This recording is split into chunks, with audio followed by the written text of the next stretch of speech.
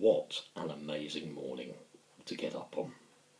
It's a Sunday, it's the 22nd of October here in Great Yarmouth. Both the cats are up and my wife is still in bed. But what a fantastic morning to get up. What a fantastic morning to get up having heard this amazing man, Jeremy Corbyn, speak at Christ Church, Great Yarmouth, from about 5:15 to 5:20 till well after 6:45, 6:50 last night. It was a Labour young people's meeting, but as with everything in Labour, of course, it's for the many, not the few. It's for all of us.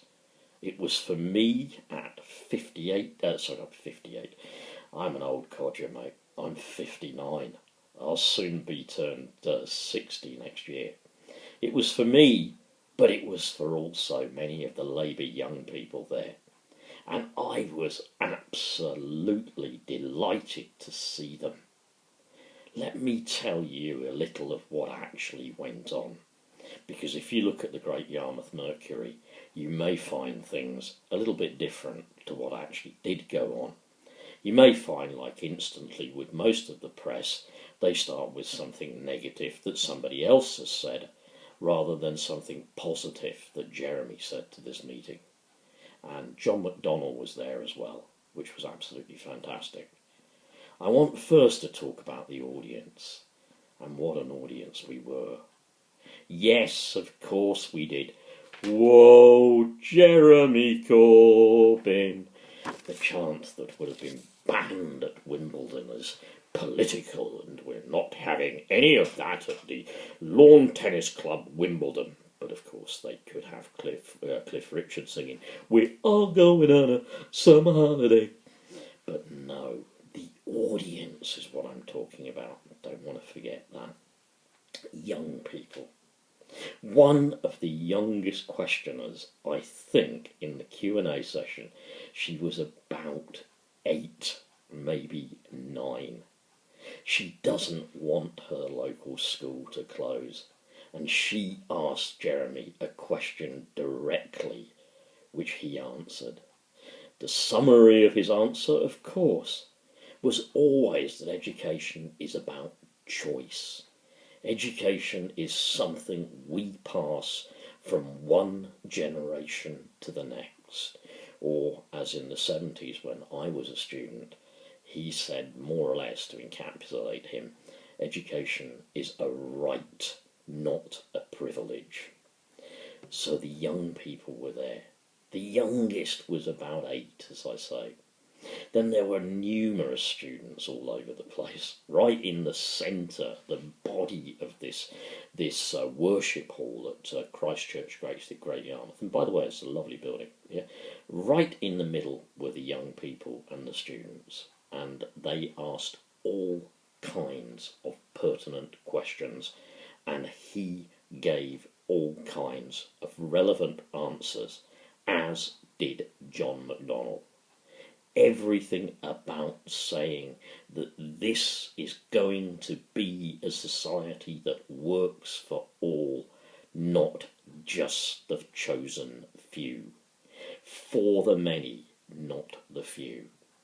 Can we also say that we celebrated our victory, firstly against the 55p charge that Jeremy said was going to be imposed for their supposed helpline help. That charge to be told, well, you're not really entitled to the benefit that you are entitled to anyway. Well, we got rid of that. And Jeremy's words, I can't quite paraphrase him, but it was something like, if we've managed to get Theresa to change her mind on that, if we wait for about another week or so when we get back to the Commons, who knows, next week she might have changed her mind on the whole thing about imposing universal credit.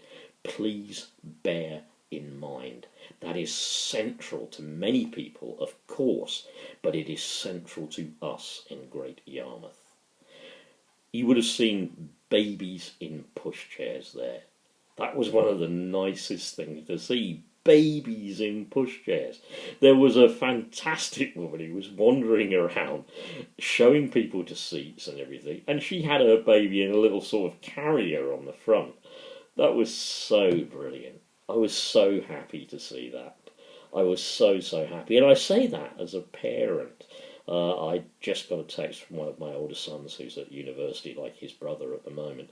And it just kind of made me think about when he was little.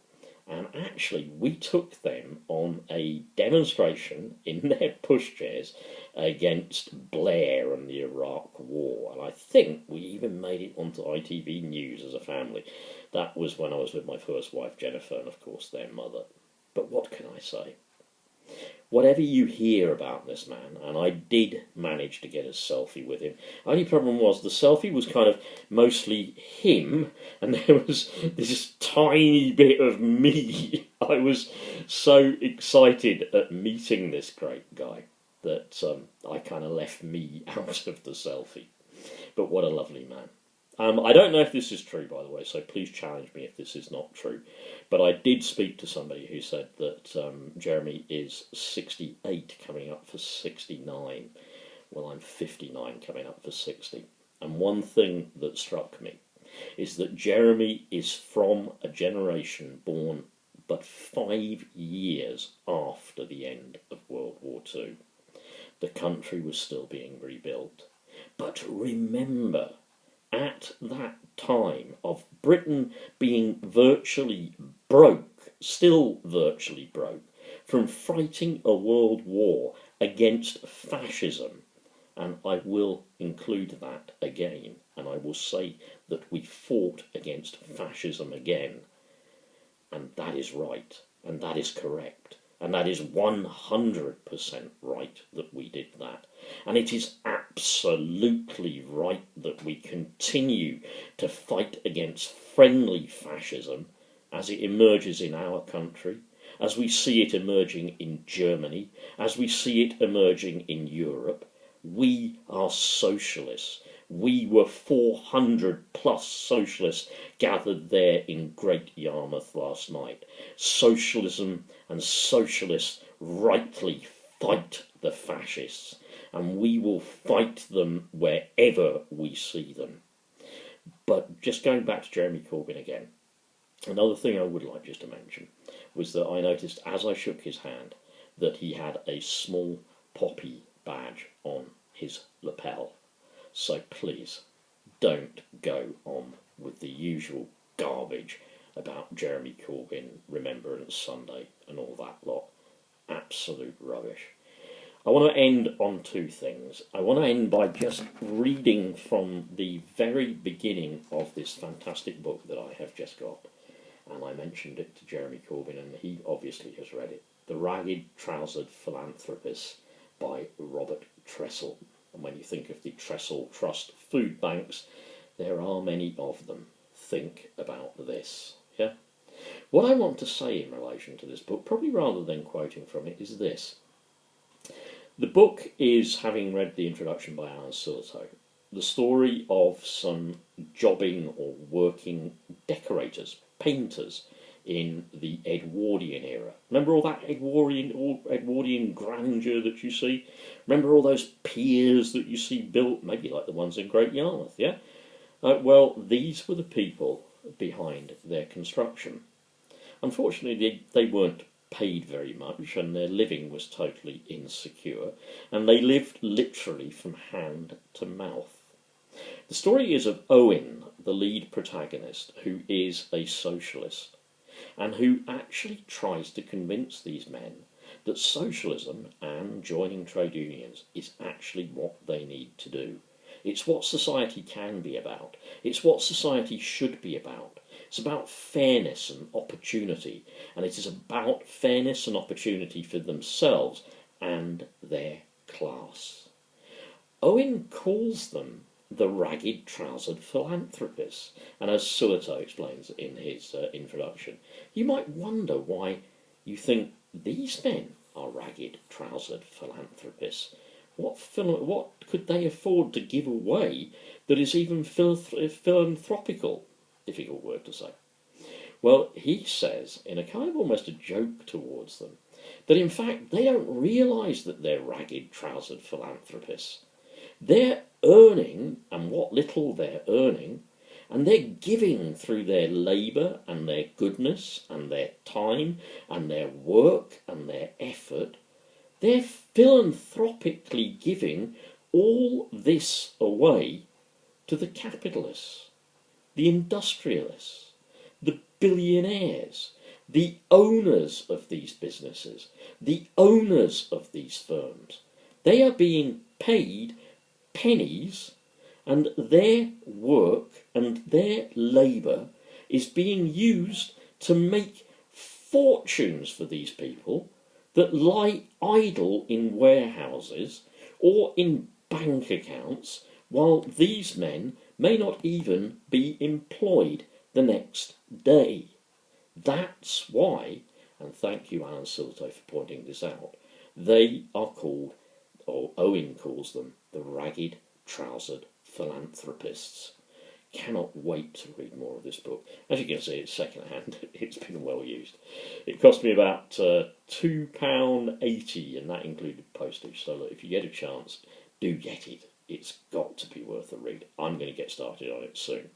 Right, one final plug and then I'm gone. Okay, this is local in Great Yarmouth, and it continues, I would say, the theme of the ragged trousered philanthropist. Now that's back to front, I'm sure, when you see it on screen. If it isn't, I correct myself. But the date to remember is an evening showing, Thursday the 9th of November, 7 p.m. till 9:45 p.m. at the North Gate Room, first floor, Great Yarmouth Library. 15 and above certificate for the film. It's sponsored by Great Yarmouth Trades Union Council, and it's a not-for-profit showing, so it's not going to cost you anything to get in to see it. And the only restriction is, please, children of 15 years plus. Okay, so 15 plus. Unfortunately, kids, if you are under 15, you can't go. But I'm sure you could probably still see the film on DVD. You may be able to get a download of it as well. Okay, that's me done. I just wanted to say what a great morning and what a fantastic man Jeremy Corbyn was. It was a pleasure to shake his hand and the hand of John McDonnell. If you want to pass this on, please do. I'm actually greatly encouraged by last night's meeting, and greatly encouraged as well, in particular, that both John McDonnell and Jeremy Corbyn spoke to 400 people plus about universal credit and what Labour plan to do to fight it. Take care and have a great Sunday.